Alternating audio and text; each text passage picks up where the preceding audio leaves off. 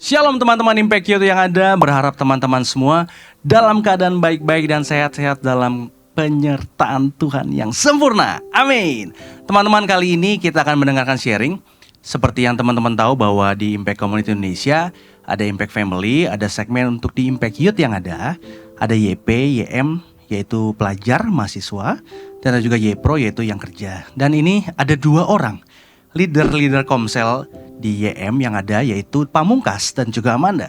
Dan berharap teman-teman semua diberkati dari penyampaian firman Tuhan tentang excellence sebagai penutup di bulan ini. Sebelumnya mari kita bersama-sama berdoa. Tuhan Yesus, terima kasih, mengucap syukur buat waktu kesempatan yang Tuhan kasih untuk kami bisa bersama-sama menyaksikan, mengikuti ibadah Impact Youth yang ada. Tuhan, dimanapun kami berada, kami percaya gak dibatasi apapun juga Tuhan mampu bekerja dan berkata-kata lewat setiap firman-Mu yang akan dimateraikan melalui Pamungkas dan Amanda yang ada. Tuhan memberkati mereka dengan hikmat daripada Tuhan, sehingga apa yang mereka sampaikan jadi perpanjangan suara Tuhan bagi setiap kami. Tuhan memberkati baik yang menyampaikan maupun kami yang mendengarkan. Di dalam nama Yesus Kristus kami ucap syukur, sama-sama kita katakan amin. Hari ini saya mau bawa firman tentang evaluasi dan upgrade. Jadi sebenarnya bulan ini excellent. Jadi saya percaya bahwa kita sebagai anak Tuhan itu kalau pengen jadi excellent di dunia kerja, di kuliah kita, ataupun dimanapun di keluarga, harus punya waktu untuk evaluasi dan upgrade diri kita sendiri. Karena kita nggak bisa mengubah orang lain gitu ya. Kita nggak bisa mengubah orang tua kita yang mungkin galak gitu, atau yang keras didikannya, tapi kita bisa mengubah diri kita sendiri dengan mengevaluasi diri kita sendiri dan upgrade gitu. Jadi kita juga harus rendah hati gitu, mau menerima teguran orang lain, evaluasi dari orang lain. Terkadang kan kalau ditegur secara langsung kayak langsung mukanya berubah. Saya juga kadang kayak gitu. Tapi belajar untuk yang didengar itu masuk, tapi kita filter lagi, kita evaluasi lagi itu benar apa enggak, dan itu bermanfaat buat kita apa enggak. Oke, mundur dikit ya ke tema kita excellent gitu. Excellent. Banyak banget pengertian di minggu-minggu sebelumnya dikasih pengertian, tapi di sini saya tulis bahwa excellent adalah melakukan yang terbaik dengan sesuatu yang ada di tangan kita. Jadi apapun yang dipercayakan di tangan kita, baik kita kalau di pelayanan, kita di musik, kita di multimedia atau di usher, kita lakukannya itu dengan terbaik gitu. Apapun itu. Dan excellent bukan hanya sekedar sebuah pencapaian, tetapi sebuah semangat untuk unggul yang bisa dilakukan. Terkadang kan kita berpikir bahwa kalau saya berhasil, kalau saya mendapatkan pujian, kalau saya dibilang wah kamu excellent banget ya, keren, suaranya bagus, main musiknya bagus. Terkadang kita berpikir bahwa wah itu bukti bahwa kita sudah excellent. Tapi gak selalu seperti itu. Gak selalu kita mendapatkan pujian. Ada titik di mana kita itu menerima teguran. Ada titik di mana kita melakukan kesalahan. Tapi yang saya percaya bahwa semangat untuk pengen excellent itu sendiri, semangat untuk mau menjadi yang terbaik itu sebenarnya yang perlu. Bukan cuma sekedar mendengarkan pujian, tapi setelah itu kita stuck gitu. Sampai di situ doang. Oke. Jadi percaya bahwa excellent itu bukan sekedar pencapaian.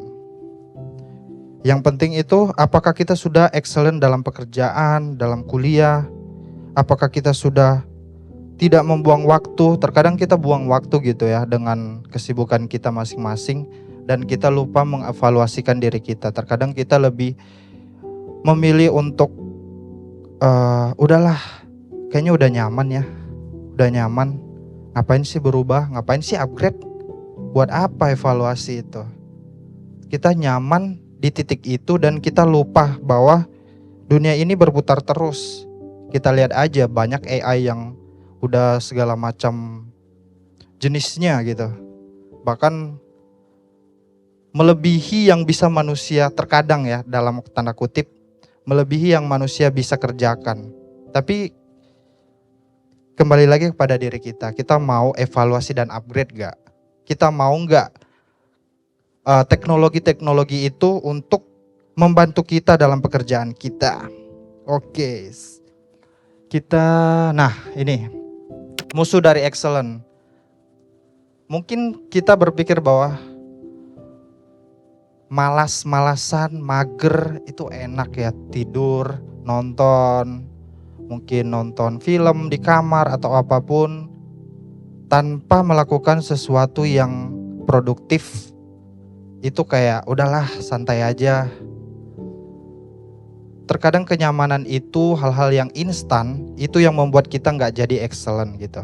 Terkadang kita udah nyaman hingga kita nggak mau untuk upgrade skill kita misalnya. Dan kenyamanan itu sendiri terkadang kan ada lagunya ya, zona nyaman gitu. Terkadang kita ada di zona nyaman, udahlah kita udah ngapain sih? Kita cukup di sini aja. Kayaknya gue udah excellent kok. Kayaknya gue udah oke-oke aja, ngapain sih gitu. Terkadang kita berpikir seperti itu, tapi percaya bahwa Tuhan pengen kita lebih excellent lagi. Oke, evaluasi. Evaluasi adalah proses menilai diri apakah yang kamu lakukan sudah sesuai dengan rencana Tuhan dan maksimal. Evaluasi itu proses kita menilai diri kita. Gue selama ini naik apa turun ya? Atau stuck?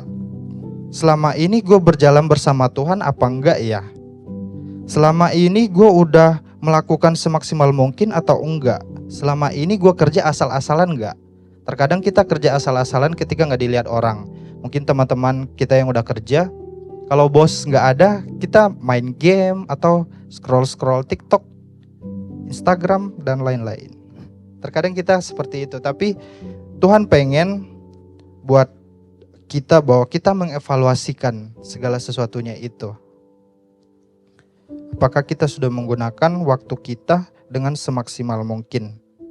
Namun, jangan mentok di evaluasi saja. Terkadang kita membuat list-list yang harus kita lakukan. Kita membuat to-do list gitu yang harus kita lakukan. Kayak tahun ini gue harus ngapain. Terkadang mentok kan di pemikiran saja. Terkadang mentok di tulisan saja. Kita lupa untuk upgrade gitu. Oke. Kita lupa untuk upgrade. Nah, oke, upgrade saya tulis di situ, upgrade adalah proses meningkatkan kualitas diri atau upaya untuk menjadikan diri lebih baik lagi dari waktu ke waktu. Jadi nggak ada orang yang namanya langsung sempurna, langsung dikasih Tuhan, langsung udah bisa segala sesuatu. Nggak ada kan bayi lahir langsung bisa melakukan segala sesuatu, nggak ada. Tapi kita sebagai manusia itu harus melalui semua proses-prosesnya itu dengan melakukan upgrade setiap hari. Oke, apa yang perlu kita evaluasi dan upgrade gitu? Yang pertama adalah tujuan hidup. Tujuan hidup, apa yang menjadi tujuan Tuhan buat hidupmu? Kita harus evaluasikan ini dulu. Kita udah jalan bersama Tuhan gak ya? Kita udah sesuai dengan visi Tuhan apa belum? Kita harus evaluasikan gitu. Di ayat ini, Amsal saya bacakan secara cepat. Amsal 16 ayat 4, Tuhan membuat segala sesuatu untuk tujuannya masing-masing, bahkan orang fasik dibuatnya untuk hari malapetaka. Nah, teman-teman, menarik di sini, orang fasik pun dibuat ada kegunaannya, teman-teman. Ada kegunaannya, dibuat untuk hari malapetaka. Apalagi kita, anak-anak Tuhan. Kita percaya kita anak-anak Tuhan kan? Amin.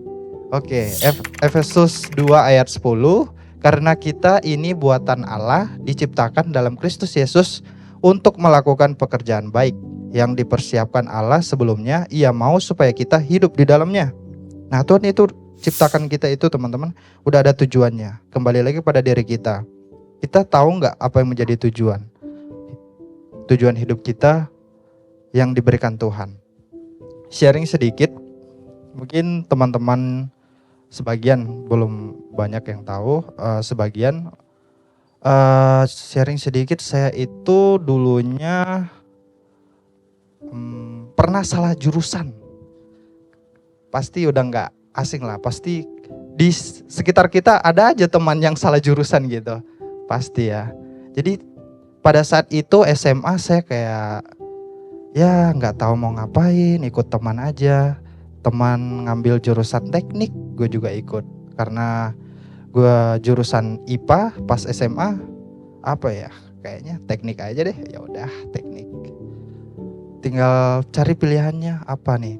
Teknik industri, teknik sipil atau segala macam. Terus saya lihat teman saya dia ambil teknik industri gitu. Ya udah gue ikutin aja. Yang penting ada temannya gitu. Nanti kalau misalnya ada tugas bisalah dibantu dikit-dikit gitu. Pada saat itu saya masih berpikir seperti itu teman-teman. Dan kampus yang diambil itu pun kayak bukan saya yang pilih. Kayak dikasih pilihan, ada pilihan dikasih gitu ya. Pilihan dikasih, ini kamu mau pilih yang mana? Terus oh ini kayaknya bagus nih. Kampusnya gede, terus kayaknya gokil lah kalau bisa masuk ke sini. Ya udah. Hingga akhirnya saya pilih itu juga tanpa berpikir bahwa duit yang dikeluarkan itu sangat mahal gitu, sangat banyak. Hingga akhirnya berjalan selama 1,5 tahun saya sampai semester 3. Di semester 1 masih dapat lah IPK-nya. Masih lumayan lah, dapat 3 gitu. Dapat 3. Ya puji Tuhan pada saat itu oke. Dan kalau teman-teman tahu saya kan dibiayai gitu ya. Dibiayai, saya tinggal di asrama YTP gitu. Jadi kita punya standar gitu. Standar kalau IPK itu harus 3. Kalau dulu 3, kalau sekarang malah 3,5 ya. Nah, singkat cerita teman-teman, hingga semester 2 nilainya turun 2,9, semester 3 2,8. Jadi kayak turun gitu. Gak sesuai dengan firman Tuhan hari ini ya. Mestinya upgrade tapi saya malah turun pada saat itu. Hingga diputuskan bahwa harus stop atau cari kampus baru atau pindah jurusan gitu. Pada saat itu udahlah saya berpikir bahwa aduh gimana ya, kasian nih kampusnya gede, masa gue harus pindah terus cari kampus yang gak jelas gitu. Kayak pada saat itu saya berpikir kampus yang saya suruh pindah itu kayak kampus apa sih itu gitu. Tapi sebenarnya teman-teman, bahwa Tuhan pengen negur saya gitu. Tujuan hidup kamu apa Pamungkas? Lu mau jadi apa? Lu ambil teknik industri, lu nanti kerja apa? Pada saat itu pun saya nggak tahu nanti bakal kerja apa. Saya nggak tahu nanti kalau ditanya, ya saya nanti kerja di perusahaan lah kayaknya. Dan itu belum ada kayak tujuan yang Tuhan pengen buat saya itu nggak ada gitu. Hingga akhirnya saya ditegur bahwa udah kamu stop atau pulang gitu. Pulang, jadi dipulangkan saja aku. Ceritanya dipulangin ke kampung gitu. Karena saya dari Sumatera disuruh pulang gitu. Dan pada saat itu saya kayak hilang arah. Udahlah, bahkan ada pemikiran untuk kabur dari asrama gitu. Dan ya untung saya dipertemukan dengan orang-orang di asrama itu yang baik-baik. Hingga saya dipertemukan dengan pastor kita, Mama Heni, kalau saya panggilnya Mama Heni. Jadi ditegur di situ sampai nangis, sampai gimana gitu ya. Kalau udah ditegur sama mama itu kayak udah tau lah kalau sampai marah-marah begitu. Hingga akhirnya saya memutuskan untuk pindah jurusan dan saya ambil, udahlah nggak apa-apa. Terus dikasih tahu, udah nggak apa-apa, kamu ambil jurusan ini aja, kayaknya kamu di situ. Hingga akhirnya sekarang puji Tuhannya saya udah kerja di ICI sebagai editor. Jadi ya puji Tuhan lah. Saya puji Tuhannya karena Tuhan negur saya pada saat itu. Tuhan pengen saya evaluasi diri pada saat itu. Tuhan pengen saya untuk upgrade pada saat itu. Hingga akhirnya saya memilih untuk apa yang Tuhan mau. Dan pada saat itu pun gak langsung ya teman-teman, gak langsung kayak oh ini enggak, tapi prosesnya itu, prosesnya itu yang menunjukkan bahwa kamu di sini loh, kamu mestinya ambil ini. Hingga sampai sekarang pun penyesalan itu ada. Penyesalan kenapa saya harus ambil itu, kenapa saya enggak sungguh-sungguh sama Tuhan pada saat itu gitu. Oke, kita next. Nah, yang kedua adalah tindakan dan perilaku. Masih terikat enggak sama dosa? Masih enggak? Pasti adalah satu yang masih terikat dalam diri kita. Saya sendiri pun masih. Bahkan orang-orang, saya nggak tahu sih apa benar. Pendeta pun pasti ada aja gitu ya yang terikatnya. Atau emosinya atau apa yang masih terikat masih ada. Tapi Tuhan pengen kita untuk evaluasi itu sendiri. Gak bisa secara langsung, tapi Tuhan pengen kita evaluasi dan upgrade. Di ayat Kisah Para Rasul 3 ayat 19, karena itu sadarlah dan bertobatlah supaya dosamu dihapuskan. Jadi Tuhan pengen kita sadar, sama kayak saya dulu. Sadar Pamungkas, kamu ngapain sih selama ini? Gitu.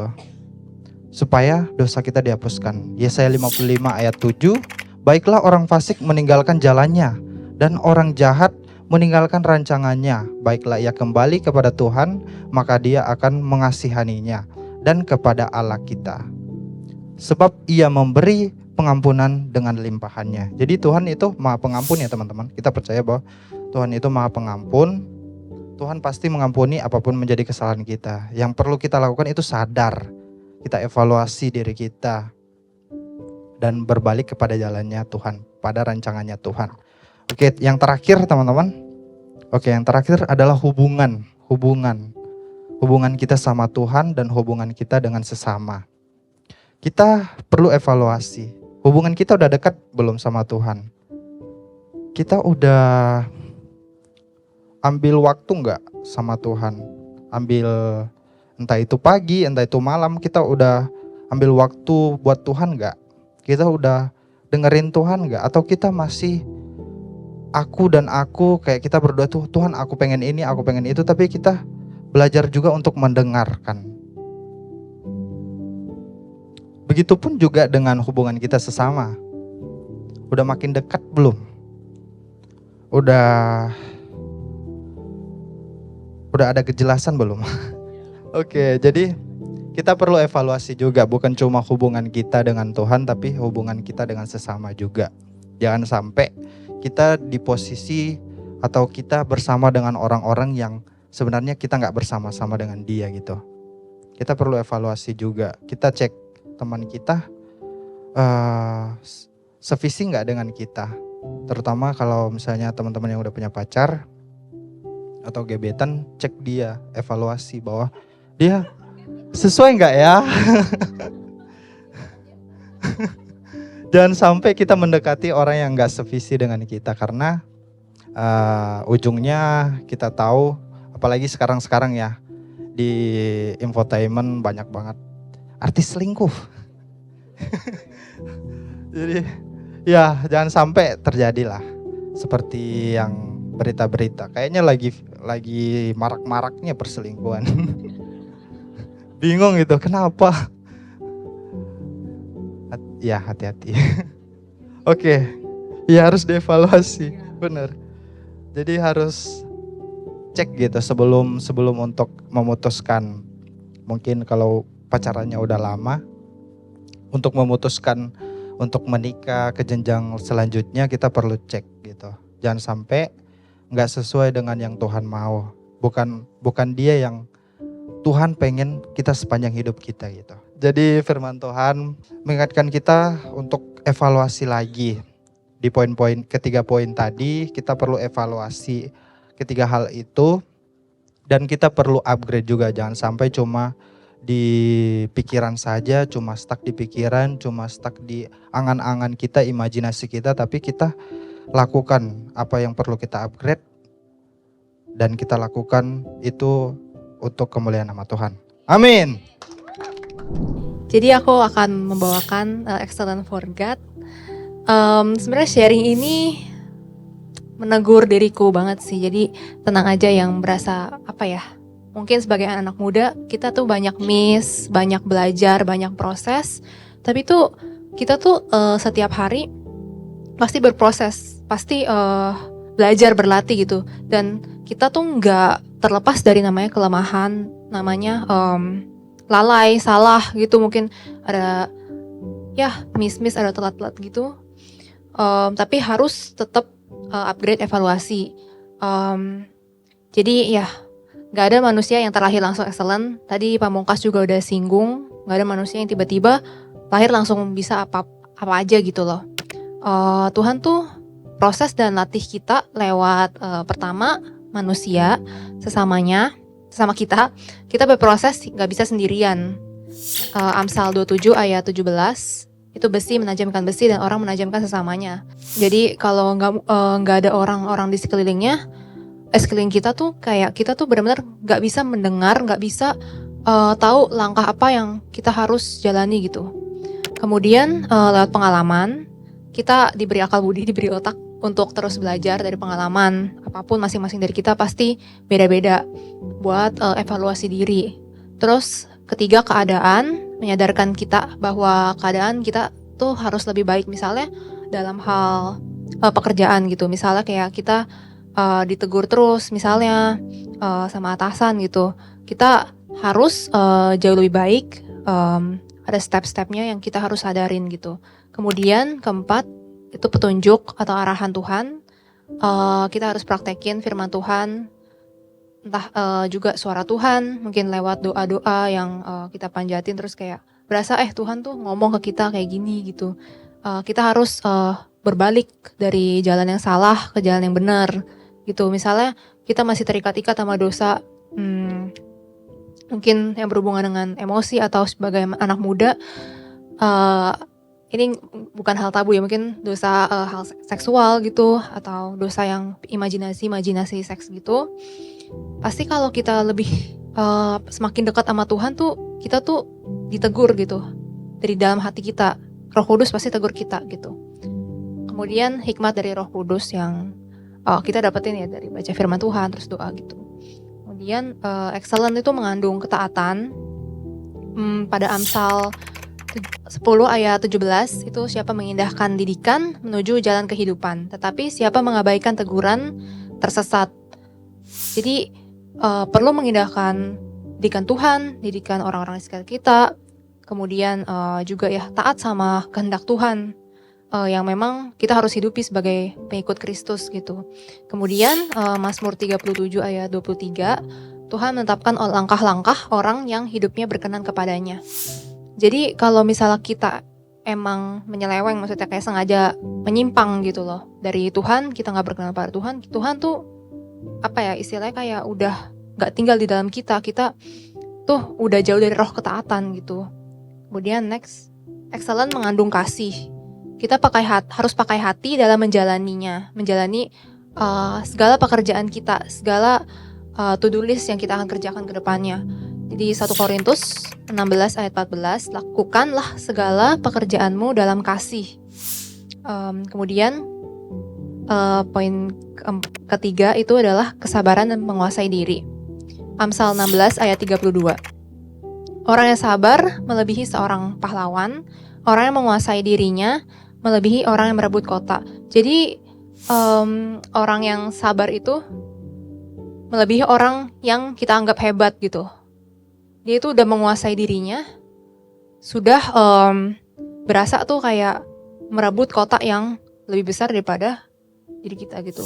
Kemudian Amsal 19 ayat 2, tanpa pengetahuan kerajinan pun tidak baik. Orang yang tergesa-gesa akan salah langkah. Itu bicara soal penguasaan diri. Jadi kita harus sadar menguasai diri kita dengan pengetahuan kerajinan juga. Jadi kita tuh harus ngerem kalau misal kita tuh udah menggebu-gebu ambisiusnya, misalnya kita gak mikirin langkah-langkah ke depannya, segala aspek kita gak pikirin, kita juga mau penuhin ego kita, emosi kita, ya pasti kita akan salah langkah gitu, gak excellent. Kemudian poin keempat, jadi berkat. di Matius 5 ayat 13-16 seperti yang kita semua udah familiar dengan ayat ini ya. Jadi kita tuh harus jadi garam dan terang dunia. Itu adalah esensi dari pengikut Kristus supaya kita berguna bagi dunia, bukan jadi kayak wow keren kreatif ya jadi garam atau enggak kayak garam itu kan membuat rasa kan. Misalnya orang kayak wah kreatif ya ini dia bisa buat inovasi ini itu, atau enggak terang wah keren bersinar di atas mana di atas panggung, di atas jabatan, bukan seperti itu tapi menjadi berguna, membawa dampak Kristus dan juga itu di ayatnya paling akhir supaya mereka melihat perbuatanmu yang baik dan memuliakan Bapamu yang di sorga, bukan untuk memuliakan diri kita sendiri, untuk memuliakan Tuhan gitu. Kemudian membutuhkan kesetiaan, jadi setia sama perkara kecil. Yang kisah tuan dan hamba yang dengan beberapa talenta, ada yang 2 ada yang 5 itu juga setelah si hamba yang dengan 5 talenta dan 2 talenta itu mengembangkan talentanya dan tuannya tanggepinnya bukan wah udah ya cukup kamu masuk kerajaanku aja, tapi dia bilang aku akan memberikan kepadamu tanggung jawab dalam perkara yang besar. Jadi gak stop di perkara kecil tapi dikasih perkara yang besar, next level gitu. Jadi excellent itu untuk kemuliaan Tuhan, bukan untuk keegoisan diri sendiri dan menjilat orang lain, menjilat atasan gitu. Jadi excellent itu dengan hati dan tujuan yang benar. Rasanya tuh kayak memang sih banyak godaan kayak ini ngerjain suatu hal perfect atau baik itu pengennya tuh orang lain muji atau diri sendiri puas dapat jabatan itu misalnya gitu. Tapi tiap hari kita selalu ingetin diri sendiri karena emang namanya manusia ya, ada kedagingan. Jadi Kolose 3 ayat 23, apapun juga yang kamu perbuatlah dengan segenap hatimu seperti untuk Tuhan dan bukan untuk manusia. Yuk sama-sama berproses dan berkemenangan. Tuhan Yesus memberkati. Thank you.